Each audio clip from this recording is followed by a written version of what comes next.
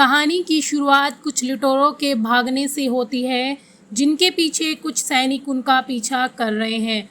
लुटेरों ने कुछ कीमती सामान चुराया था और अब वे अपनी जान बचाने के लिए गुफा में छिप जाते हैं।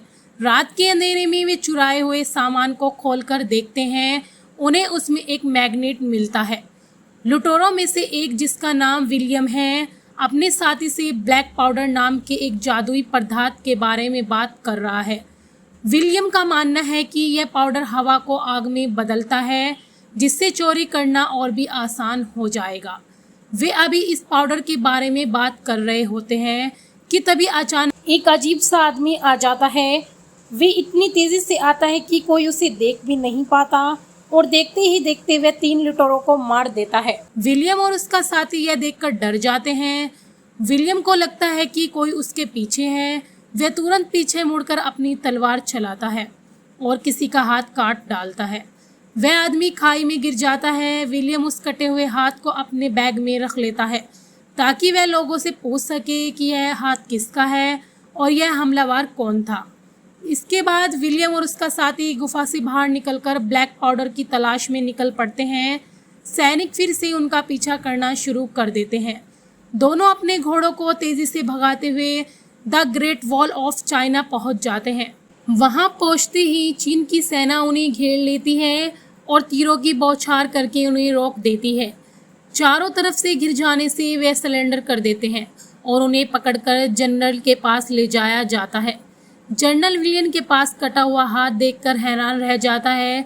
वह विलियम से पूछता है कि यह हाथ उसे कहाँ से मिला। विलियम बताता है कि इस शख्स ने उन पर हमला किया था तो उसने आत्मरक्षा में उसका हाथ काट दिया। विलियम यह हाथ इसलिए लाया ताकि वह जान सके कि वह कौन था, लेकिन कोई भी उसकी बात पर यकीन नहीं करता।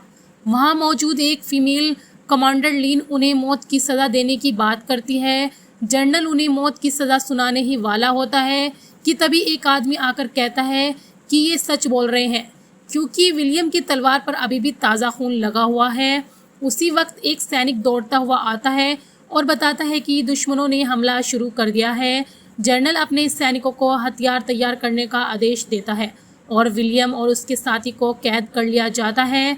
विलियम एक खास आदमी से पूछता है कि वह कटे हुए हाथ वाला आदमी कौन था और वह इतनी बड़ी सेना होने के बावजूद क्यों डरे हुए हैं। वह आदमी बताता है कि वे लोग बहुत शक्तिशाली हैं और उनके साथ एक राक्षस भी है। कुछ देर बाद दुश्मन सेना हमला शुरू कर देती है और ये लोग भी अपनी पूरी जान लगाकर उनसे लड़ते हैं। सेना को कई टुकड़ों में बांटा गया है। कुछ तीर चला रहे हैं, कुछ भाले से हमला कर रहे हैं और कुछ उन्हें रोकने की कोशिश कर रहे हैं। विलियम और उसके साथी को वह आदमी नजर आता है जो पहले जनरल के साथ था।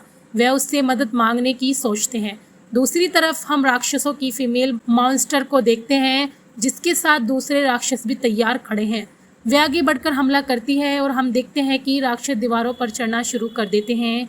एक राक्षस दीवार पार करके सैनिकों को मारना शुरू कर देते हैं और सीधा विलियम और उसके साथी की तरफ आते हैं।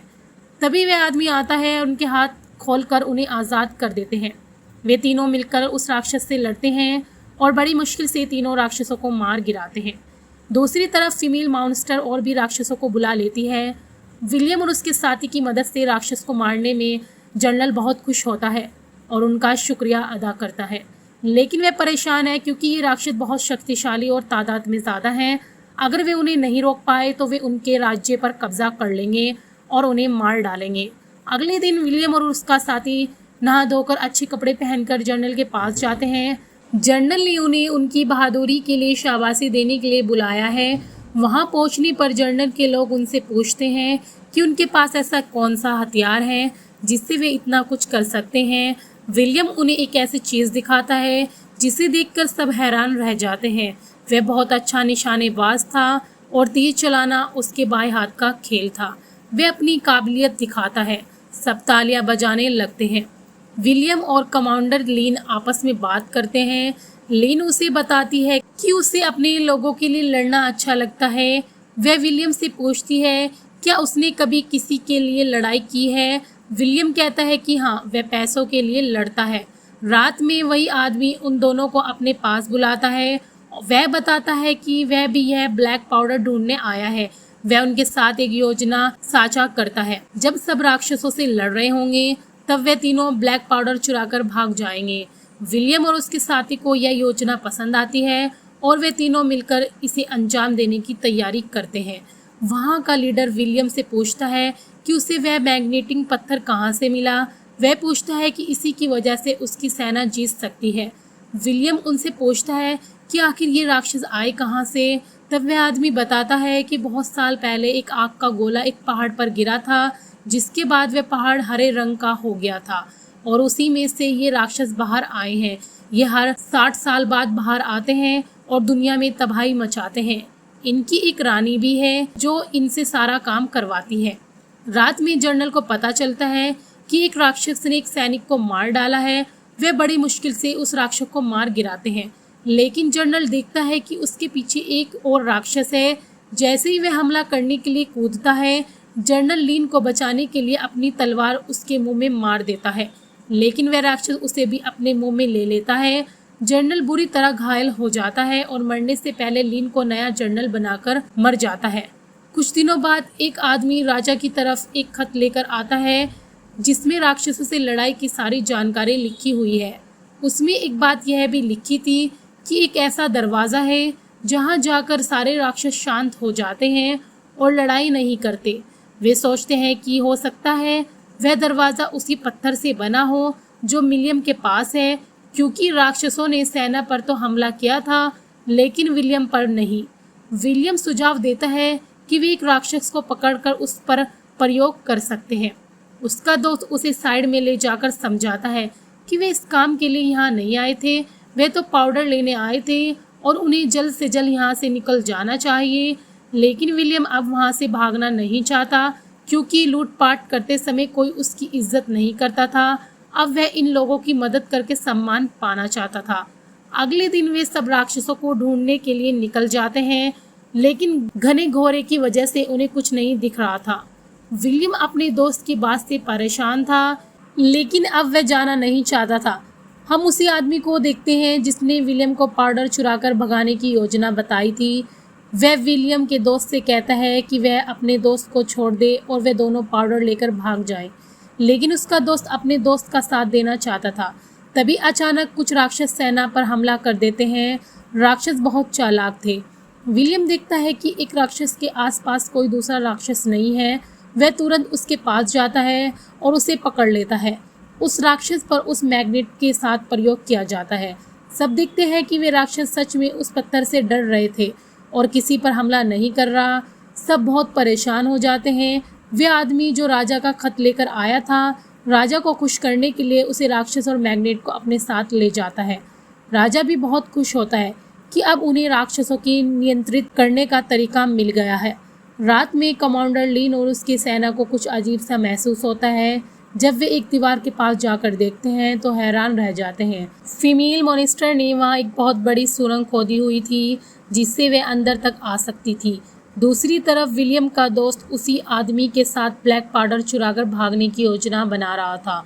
विलियम को जब इस बात का पता चलता है तो वह उन्हें रोकने के लिए आता है, लेकिन वह आदमी उस पर हमला कर देता है और वे दोनों किसी तरह वहां से भाग जाते हैं। थोड़ी दूर जाने के बाद बीच रास्ते में वह आदमी विलियम के दोस्त से कहता है, ऊपर जाकर रास्ता देखकर आओ। जैसे ही वह ऊपर जाता है, वह आदमी उसे धोखा देकर उसका घोड़ा और सारा ब्लैक पाउडर लेकर भाग जाता है। जब कमांडर लीन को इस बात का पता चलता है तो उसे बहुत गुस्सा आता है। उसे लगता है कि विलियम ने अपने दोस्त की मदद ज़रूर की होगी, लेकिन तभी एक आदमी कहता है कि उसने विलियम को अपने दोस्त को रोकते हुए देखा था। फिर भी कमांडर लीन कुछ समय के लिए उसे जेल में बंद कर देती है, क्योंकि उसका विश्वास टूटा था। कमांडर लीन अपनी सेना के साथ उसी जगह पर जाती है जहां से राक्षसों ने हमला किया था। विलियम भी हराने की तरीके के बारे में सोच रहा था। उसे पता चलता है कि रानी को मार देने से सब कुछ खत्म हो सकता है, क्योंकि वही सबको नियंत्रित कर रही है। जब वे वहां पहुंचते हैं तो देखते हैं कि वहां पहले से ही बहुत सारे राक्षस तैयार खड़े हैं। दोनों तरफ से ज़बरदस्त लड़ाई शुरू हो जाती है। विलियम आज़ाद हो जाता है, वहां भागते हुए जाता है जहां जंग हो रही थी। वो जाकर बताता है कि रानी को मार दे तो सब मर जाएंगे, और विलियम भी लीन की तरफ से हमला करने लगता है। दूसरी तरफ वे आदमी जो पकड़े हुए राक्षस और मैग्नेट को ले गया था, वे मैग्नेट को थोड़ा दूर हटाकर देखता है कि क्या वह दूर से भी असर कर सकता है। इसी बात का फायदा उठाकर वह राक्षस अपनी रानी को संकेत भेज देता है कि वह कैद है। पता चलता है कि रानी भी वहां पहुंच जाती है। विलियम एक योजना बनाता है कि वे एक राक्षस को कैद करके उसे बहुत सारा खाना देंगे और उस पर ब्लैक पाउडर लगा देंगे ताकि वह उनके नियंत्रण में रहे। जब वह रानी को खाना देने जाएगा तब विलियम ऊपर से तीर मारकर रानी को मार देगा। ऐसा करने के लिए वे सभी ऊंची जगह पर जाते हैं ताकि वहां से रानी को तीर मारकर मार सके। लेकिन जैसे ही विलियम तीर मारता है, सारे राक्षस रानी को बचाने के लिए उसे घेर लेते हैं। विलियम बार बार ऐसा करता है, लेकिन राक्षस बहुत चालाक थे। वे अपनी रानी की हिफाजत के लिए अपनी जान देने को तैयार थे। लेकिन इस बार रानी ने विलियम को देख लिया था। वे अपने राक्षसों को उस पर हमला करने का आदेश देती है। अब विलियम के पास एक ही ऐसा तीर बचा था जिसके अंदर ब्लैक पाउडर लगा हुआ था। एक रस्सी की मदद से वह वहां से कूद जाता है और मौका मिलते ही वह उस तीर को रानी के अंदर मार देता है, जिससे एक बहुत बड़ा धमाका होता है और रानी वहीं मर जाती है। रानी की बाकी राक्षस भी बेजान होकर टावर से नीचे गिरने लगते हैं।